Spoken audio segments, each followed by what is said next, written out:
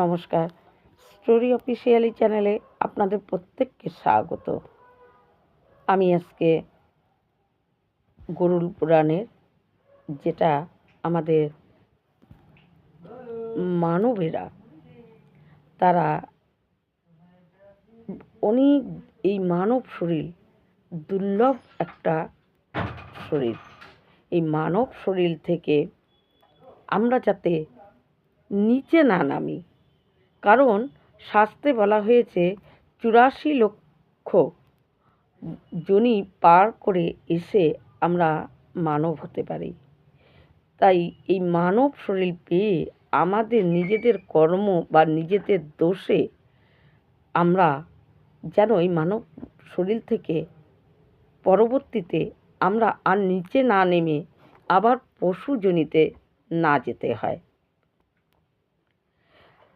একমাত্র মানুষের মধ্যেই বুদ্ধি, বিবেক, জ্ঞান সম্পূর্ণ গুণ ভগবান দিয়েছে, কিন্তু তারপরও আমরা নিজেরা এমন কর্ম করতে থাকি যে এই মানব শরীর পরবর্তী জনিতে আমরা হয়তো আরও এক ধাপ, কত ধাপ নিচে নেমে গিয়ে আমাদের পশুজনিতে ঠাঁই পাই। তাই এই পশুজনিত থেকে যাতে আমাদের আর প্রবেশ করতে না হয়, এই মানব শরীর পাওয়া পরও আমরা যদি আবার নিচে নেমে যাই, তাহলে এই মানব শরীর পাওয়া কিন্তু অনেক দুর্লভ।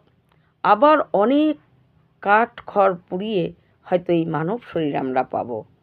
তাই সেই খান থেকে, এই মানব শরীর থেকে যাতে আমরা নিচে না নেমে গিয়ে আবার পশুজনিত না পাই, তার জন্য আমাদের কতগুলো বিষয় যদি আমরা মেনে চলি বা সেই রকমভাবে যদি আমরা চলি, তাহলে আমরা এই মানব শরীর থেকে আমাদের পশুজনিতে যেতে হবে না। আসলে মৃত্যুই কি সর্বশেষ? কিন্তু আমাদের গরুড় পুরাণ অনুযায়ী বলা হয় মৃত্যুই সর্বশেষ না।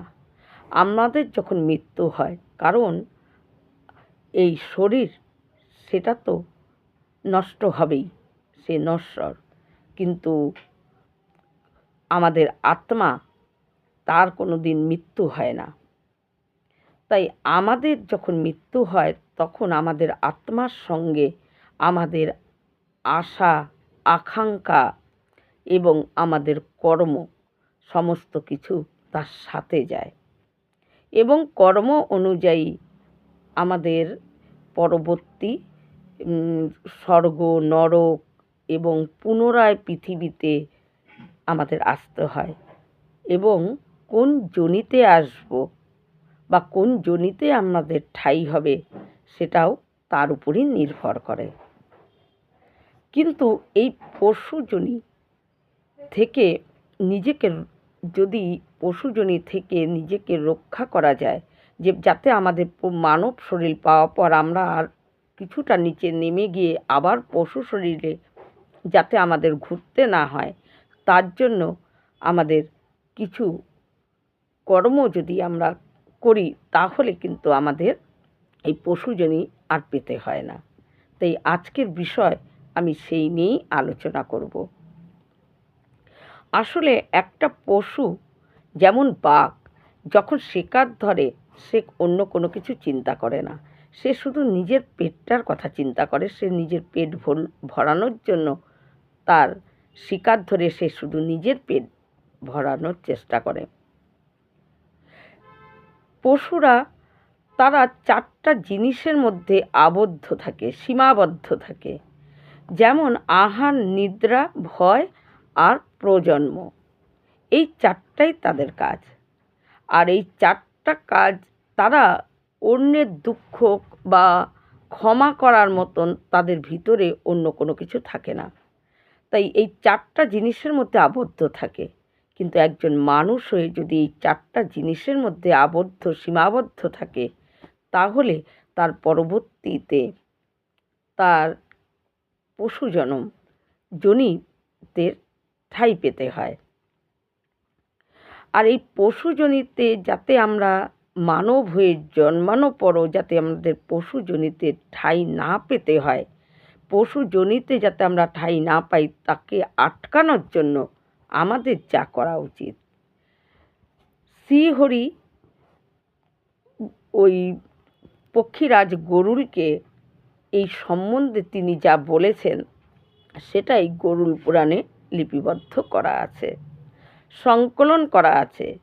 গরুল পুরাণে বলা হয়েছে যে একজন মানুষ যখন পশুর মতন 4টা কাজেই সীমাবদ্ধ থাকে, যে অর্থ উপার্জন এবং সেটাকে ভোগ বিলাস করবে, নিজে সুখ ভোগ করবে, এবং তারপরে দয়া মায়া তার ভেতরে কোনো কিছু থাকবে না, এবং প্রজন্ম, এই ভয় আর নিদ্রা, এই কয়টার মধ্যে যদি সে সীমাবদ্ধ থাকে, তার পরবর্তী জন্মে এই পৃথিবীতে পশু যোনিতে তার ঠাঁই হয়।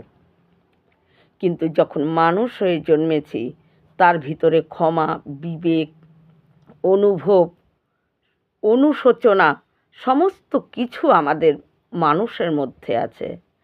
পশুরা শুধু প্রতিশোধ নিতে জানে, তারা ক্ষমা করতে জানে না।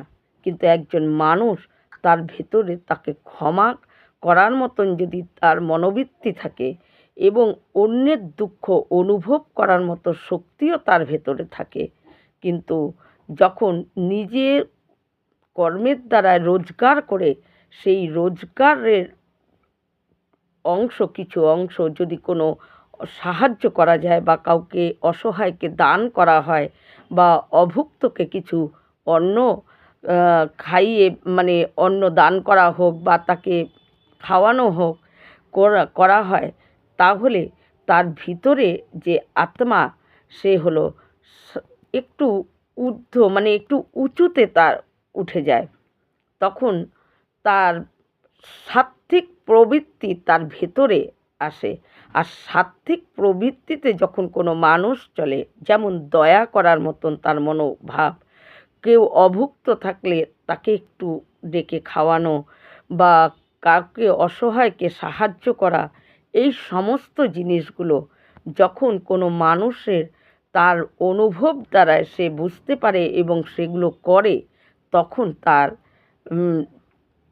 মানে ওই পশুজনিত পাওয়ার থেকে সে অনেকটা উপরে তার আত্মা উঠে যায়, এবং তখন সে পশুজনি তার পেতে হয় না। তাই আমাদের এই গরুল পুরাণে অন্নদানের খুব গুরুত্ব দেওয়া হয়েছে। অন্নদানকে শ্রেষ্ঠ দান বলে বলা হয়েছে। গরুল পুরাণে অন্নদান মানে কোনো অভুক্ত মানুষকে যদি খাওয়ানো হয়, বা কোনো কাউকে যদি একটু অন্ন দান করা হয়, সেটা হলো তার ভিতরে যখন ওই সাত্ত্বিক মনোভাব আসে, এবং কেউ কেউ একটু অপরাধ করলো, তাকে ক্ষমা করে দেওয়ার মতন যদি প্রবৃত্তি মনের মধ্যে জন্মায়, তখন তার সাত্ত্বিক ভাবটা জেগে যায়, জাগ্রত হয়। আর সাত্ত্বিক ভাব যখন জাগ্রত হয়ে যায়, তখন তার সে একটু উঁচুতে তার উঠে যায়, তখন তার এক ধাপ উপরে উঠে যায় তার আত্মা, তার মনোবৃত্তি, তার কর্মকাণ্ডের জন্য, তখন সে উঁচুতে উঠে যায়। আর সাত্ত্বিক মনোভাব যখন কারো মধ্যে জাগ্রত হয়, তখন সে পশুজনী সঙ্গে তার আত্মার ম্যাচ হয় না, অর্থাৎ মিল হয় না, সেই আত্মা পশুজনিতে প্রবেশ করতে পারে না। তাই এই কাজগুলো যদি আমরা করি, তাহলে এই মানব শরীর থেকে আমরা পশুজনিতে যাতে আমরা না যাই, তার জন্য এই সমস্ত কাজ যদি আমরা করি, তাহলে আমাদের এই পশুজনি থেকে আমরা রক্ষা পেতে পারি। তারপরে আরেকটা বলা হয়েছে যে পিতৃপক্ষে যে তিল এবং জলদান, এতে কি হয় যে আত্মার তৃষ্ণা মেটে। আর এবং এই তিল আর জল দান করাতে আত্মা তৃষ্ণা মেটাতে, এবং তখনও তার সেই মানবের একটু সাত্ত্বিক মনোভাব আরেকটু উঁচুতে উঠতে থাকে, এবং তখন সে পশুজনি থেকে যাতে সে পশুজনিতে পরবর্তীকালে তার আত্মা প্রবেশ করতে পারে না, তাই এটাও আমাদের করা উচিত। এবার বলা হয়েছে নারায়ণ নাম এবং মহামন্ত্র হরে কৃষ্ণ নাম যে জপ করে এবং এই জপের দ্বারায় তার জীব এবং তার ভিতর পবিত্র হয়, আর এই পবিত্রতার জন্য সেই ব্যক্তি বা সেই যে জপ করে তার মৃত্যুর পর সেও পশুজনিতে সে প্রবেশ করে না, সেও পরবর্তী জন্মে পশুজনি প্রাপ্ত হয় না তারও। তাই মহামন্ত্র নারায়ণ নাম জপ করা আমাদের প্রত্যেকের দরকার। আর একটা হচ্ছে ভয়, যদি কেউ ভীত মানুষকে সাহায্য করা, হয়তো কেউ ভয় পাচ্ছে কিন্তু তাকে একটু সাহায্য করা, রক্ষা করা, যে কোনো কেউ যদি হয়তো কোনো মানুষ কোনো পশু কেউ ভীত অবস্থায় আছে, ভয় পাচ্ছে, তাকে একটু সাহায্য করে তাকে ভয়মুক্ত করা, এটাও হলো সাত্ত্বিকতা জাগ্রতর আর এক ধাপ উঁচুতে উঠে যাওয়া। তখন পশুজনি এই সমস্ত কাজ যারা করে, হয়তো কোনো মানুষ ভয়ে ভীত হয়ে আছে, এমনকি হয়তো কোনো সময় কেউ হয়তো ঝড় বৃষ্টি বা অন্য কোনো বন জঙ্গলে গিয়ে হঠাৎ সে খুব ভীত হয়ে পড়েছে, তখন সেই রকম ব্যক্তি যদি কোনো মানুষের চোখে পড়ে, তাকে একটু সাহায্য করে এবং তাকে ভয় থেকে মুক্ত করে দেওয়া যদি যায়, তাকে যদি সাহায্য করা যায়, যে তার ভয় মুক্ত করা যায়, তাহলে তার সেও সেই আত্মাও অনেক উঁচুতে উঠে যায়। তখন সে পশুজনি পরবর্তী জন্মে সে পশুজনির সে পাপতে ঠাঁই পায় না। পশুজনি থেকে এই কাজ করলে সেও পশুজনি থেকে নিজেকে, যাতে পশুজনিতে তার আত্মা প্রবেশ করতে না পারে, এই সমস্ত কাজের দ্বারায় পশুজনি থেকে আমরা রক্ষা পেতে পারি। কিন্তু একজন মানুষ হয়ে যদি আমরা কারো কেউ ভয় পাচ্ছে তাকে উপেক্ষা করে চলে যাই সাহায্য করার বদলে, বা কেউ হয়তো খিদায় দুয়ারে এসে একটু খাবার চাচ্ছে, তাকে দূর দূর করে তাড়িয়ে দেওয়া, এবং যদি নাকি ওই পিতৃপুরুষদের উপলক্ষে তিল এবং জল এগুলো দান না করা হয়, যে কি হবে, যে গেছে তো গেছেই, আমি এগুলো করব না, এই সমস্ত কাজ যদি কেউ না করে, তাহলে সে মানুষ হয়ে জন্মালেও পরবর্তীকালে সে পশুজনিতে প্রাপ্ত হয় আর পশুজনি পেয়ে যায়।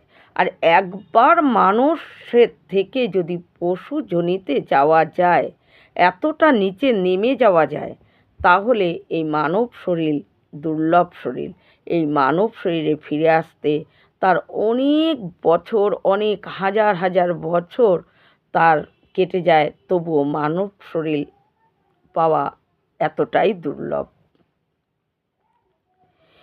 এবার যে নাকি হয়তো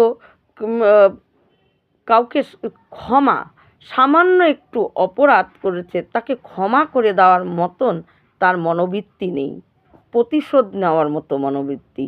যদি প্রতিশোধ নেওয়ার মতনই মনোবৃত্তি হয় মানুষের, তাহলে তার পশুর মতনই তার আচরণ হয়ে যায় এবং তখন তার পশুজনি প্রাপ্ত হয়। কিন্তু মানব হয়ে জন্মানোর পর ক্ষমার মতো গুণ আমাদের ভিতরে ভগবান দিয়েছে, তাই মানব হয়ে জন্মালে ক্ষমা করে দেওয়ার মতন যদি মনোবৃত্তি থাকে, তাহলে সেই আত্মা অনেকটা উঁচুতে উঠে যায়, সে পশুজনির পাওয়ার থেকে সে মুক্ত হতে পারে। এবার বলেছে গরুড় পুরাণে অনুশোচনা, ভগবান শ্রী হরি বলেছেন যে মানুষ মাত্রই ভুল হতেই পারে, ভুল হবে না এমন কেউ নেই। আমরা মানুষ হয়ে জন্মেছি, আমাদের দ্বারায় ভুল সঠিক সবই হবে, কিন্তু ভুল হতেই পারে। আমরা তো আর ভগবান না। আমাদের যদি সবটাই সম্পূর্ণ সঠিক থাকে তাহলে তো আমরাই ভগবান হয়ে যাব। নির্ভুল মানুষ হতে পারে না। তাই মানুষের মধ্যে যদি কোনো ভুল হয়েও যায়, সেই ভুলকে যদি অনুশোচনা করে, ওর প্রচণ্ড অনুশোচনা হয় তার ভেতরে, তাহলে তার কর্মের কিছুটা, ওই খারাপ কর্ম যে করে ফেলেছে, যে খারাপ কাজ করে ফেলেছে, সেটা কিছুটা লাঘব হয়ে যায় এবং অনুশোচনার দ্বারায় নিজের পাপকে কিছুটা কমানো যায়, একমাত্র অনুশোচনার দ্বারায়। অনেক সময় বলা হয় যে একটা পাপ কাজ করে ফেললাম, তার বদলে একটা পুণ্য কাজ করলাম। কাউকে হয়তো দূর দূর করে তাড়িয়ে দিলাম, আবার অন্য কাউকে এনে একটু খাইয়ে দিলাম। মনে মনে ভাবলাম একে তাড়িয়ে দিয়েছি, তাই এর পরিবর্তে আমি আরেকজনকে খাওয়াই দিলাম, আমার শোধ হয়ে গেল। কিন্তু এটা কখনোই হয় না। ভালো কাজ যেটা, তার ফলও আমাদের জীবনে আসে, যেটা খারাপ কাজ তার ফলও আমাদের জীবনে আসে। কিন্তু যদি আমাদের দ্বারা কোনো ভুল কাজ হয়ে যায়, নিজের অজান্তে আমাদের দ্বারা যদি কোনো ভুল কাজ হয়ে যায়, তখন যদি আমাদের ভিতরে প্রবল অনুশোচনা জন্মায়, প্রবল অনুশোচনা যে কেন আমার দ্বারা আমি এই কাজ করলাম, কেন আমি একে কটু কথা বললাম, কেন আমি এই কথাটা বললাম, না বললেই তো হতো, এই রকম যদি প্রবল অনুশোচনা হয়, তখন তার ওই খারাপ কর্মের কিছুটা লাঘব হয়ে যায়। হয়তো সেটা তার জীবনে আসবে, কিন্তু সামান্য রূপে সেটা তার জীবনে ফলিত হবে। তাই আমরা মানব শরীর পেয়েছি, অনেক দুর্লভ এই মানব শরীর, যার ভেতরে ভগবান সমস্ত গুণ, বুদ্ধি, বিবেক, চৈতন্য, জ্ঞান সব কিছু দিয়ে আমাদেরকে পৃথিবীতে পাঠিয়েছে মানব করে। তাই এই মানব জীবন, দুর্লভ জীবন যখন আমরা পেয়েছি, এই দুর্লভ মানব শরীরটাকে আমরা বিনা কারণে এবং কাউকে কটু কথা বলে, পশুর মতো আচরণ করে যদি আমরা কাটিয়ে দিই আমাদের জীবনটাকে, তাহলে কিন্তু আমাদের পরবর্তীতে আবার পশুজনই প্রাপ্ত হবে। আর তার মধ্যে সবচাইতে মহৎ কাজ হলো মহামন্ত্র জপ করা, হরি নাম স্মরণ করা। যেমন এই মন্ত্রের এতটা গুণ যে ভাবা যায় না। যেমন শ্রীমদ্ভাগবতে অজামিলের কাহিনীতে, অজামিল তার মৃত্যুর সময় শুধু নারায়ণ নারায়ণ বলে তার পুত্রের নাম নারায়ণ বলে ডেকেছিল, তাতেই যমদূতরা তাকে স্পর্শ করতে পারেনি। নামের এতটা গুণ, এতটা তারকে ভিতরে পবিত্রতা করে দেয় যে যমদূতরা তাকে স্পর্শ করার মতন অধিকার থাকে না যে নাম জপ করে।